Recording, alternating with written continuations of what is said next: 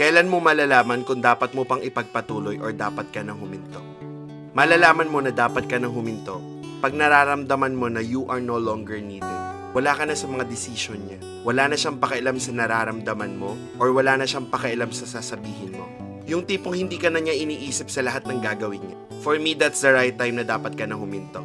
At para naman malaman mo kung dapat mo pang ipagpatuloy, dapat nararamdaman mo din na importante ka sa kanya. Ang pagpapahalaga kasi sa isang tao na hindi lang basta sinasabi, hindi lang din basta ipinapakita, kundi ipinararamdam. For me, if napipil mo pa na mahalaga ka sa bawat gagawin niya, dapat mo pang ipagpatuloy. Pero again, if you feel that you are no longer needed at wala na siyang pakialam sa'yo, learn to stop.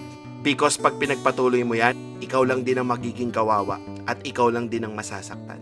Tandaan mo ha, love yourself over than anything and anyone.